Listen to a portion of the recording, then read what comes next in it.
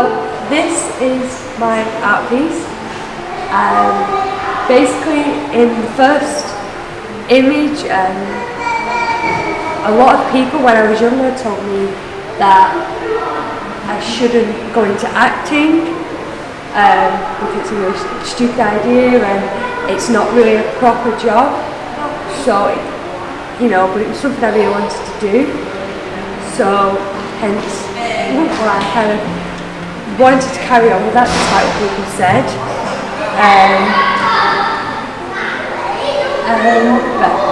I've always wanted to be an actress since I was very small. But when I was younger, a lot of people said that, you need to get a proper job, that's a stupid idea to go into acting, you'll never be in work, and all sorts of things that kind of tried to persuade me not to go into acting. And so that's what I was kind of trying to express in the first image, that these people telling me that. And obviously I wrote, the poem I wrote kind of always follows on from each other, so that's kind of like a story in itself as well. So it goes, acting and writing have always been my passions, but people got inside my head, voices telling me I'm bound to fail, and so I let the voices win. And so the second image is where instead of going to acting, I decided to go into animal studies instead to do a proper job, because that's what people had told me to do. And it was one of the only things I was really passionate about, working with animals. So hence why I went into animal studies. So I changed the path of my career, decided I should play it safe, sacrifice my greatest passions to become the person that I should.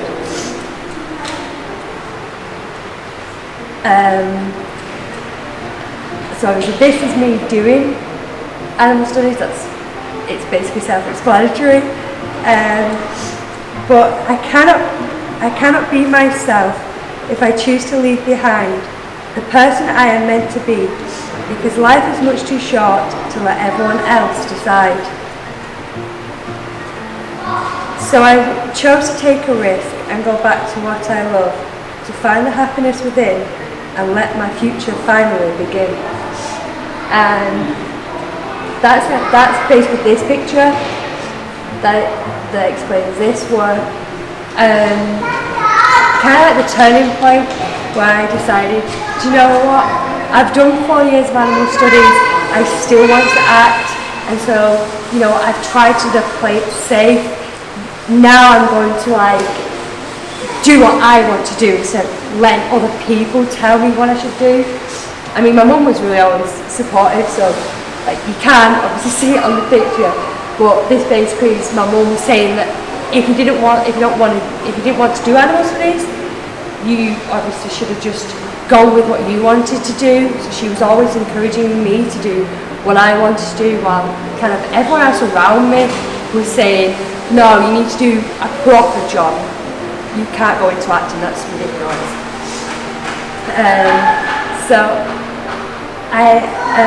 The next bit is, I had some laughs and shed some tears and found the place where I belong.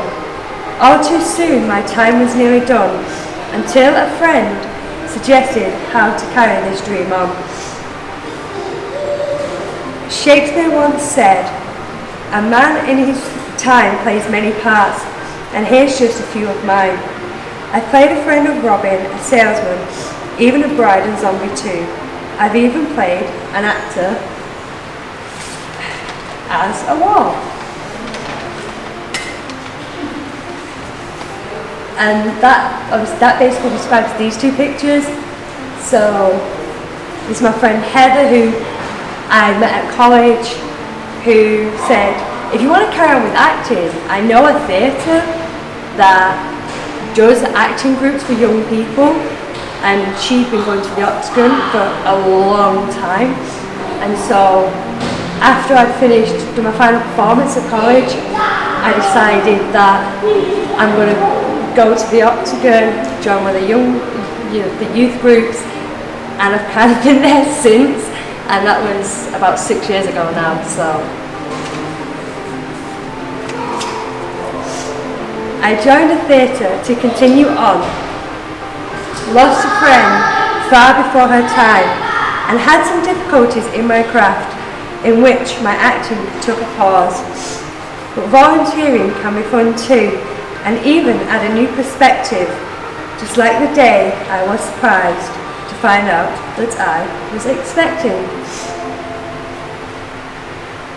So this picture is me in the Octagon Theatre, and this was a young girl who I did a show with, and she was really super talented.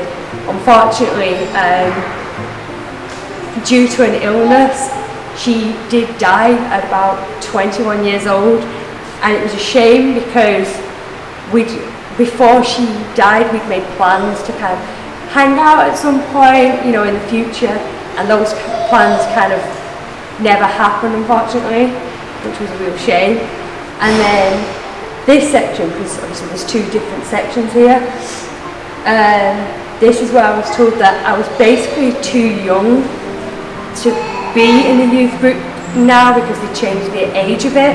And so instead I decided I might just stay on as a volunteer, because I've really enjoyed working with these people, you know, the staff and the young people, and it might give me kind of something new to work with, the kind of the behind the scenes of the career I chose, which was acting, and it did give me a lot of insight into how stuff is done behind the scenes, and there was so much done behind the scenes. And then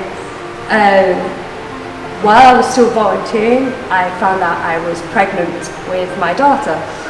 So I stayed on for a little while and then had to leave, unfortunately, because of health and safety. So goodbyes are hard to say. It's time for a new adventure. Maybe we will meet again. So until that day, I'll say a fond farewell, and I hope to see you soon. I say hello to you once more.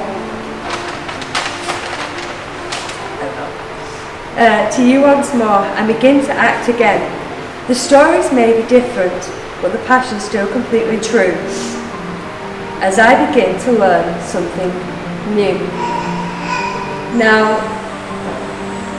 I started, obviously, when I came back to the Octagon, I volunteered with asylum seekers and refugee group. And that was, for me, that was really different, because I've never worked with, you know, those people before. And so it kind of gave me a new perspective on basically how different our lives are, but we can, in a sense, still connect over things. And the practitioner who was running the group still allowed she allowed the volunteers to also act as well. So it was kind of like acting and volunteering at the same time, which I found really enjoyable, and I still do. It still happens now with a new practitioner. And like I said, I managed to learn some very different stories, and essentially how lucky I was, just purely based on the country that I was born in, and that I never had to grow up fearing certain things. And so it really does open your eyes a lot working with asylum seekers and refugees, and I feel personally it's really rewarding, because I feel like I'm a better person because of it. So it's one of those, it's kind of hard to explain, you kind of have to do it to kind of understand it. But I have really enjoyed working with the women's group, and I still do, so I'm really hoping that can continue for a while longer if the Octagon doesn't mind having me. And then, unfortunately, the theatre had to close due to redevelopment, and so I was still able to work with the women's group, but obviously outside the theatre in a new location, which again was difficult to try and kind of adjust to, because it was a completely new environment. and then obviously the pandemic hit, so that refurbishment was put on hold and delayed.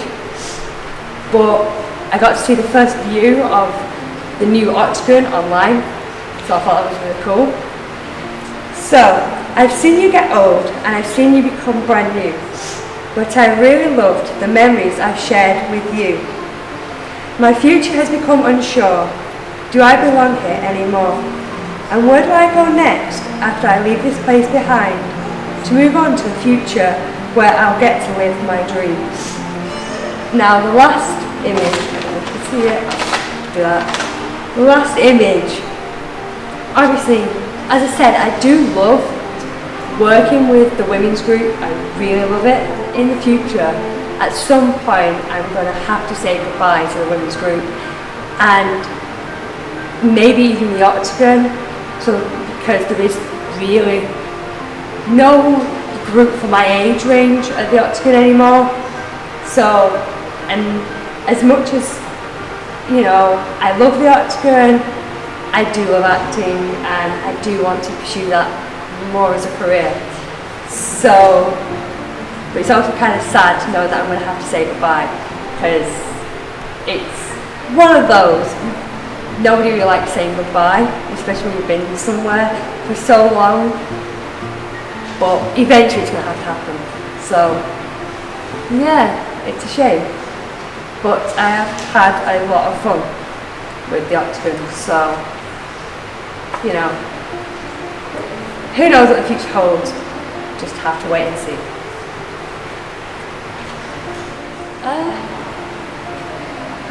Honestly, I really love art, so for me, it was to basically just do some artwork, because I really like art, and just to try something new as well, because it's one of those, during the pandemic, I feel like we're all kind of doing the same thing, we're all stuck inside, not really able to do anything, so it was nice just to be able to do something new, and something that would like kind of break up that kind of routine of wake up in the morning and having to stay in your house all day kind of vibe. So yeah, in my opinion, I'd say the way Pottergan does that is because obviously I looked it up, I had a little nosy like for some more information, and the best way I could describe it is by combining kind of like the pictures as well as a song from that person's country, or even just a poem they've written in their language. It adds more to the picture rather than just being a picture on the wall. They usually say like a picture says like 1,000 words, but sometimes it's also nice to have a little bit more to a picture, and I feel like that's why Pottergan works so well, because there's more. So if something's a little bit abstract and you're not 100% sure about it, it kind of gives it more context.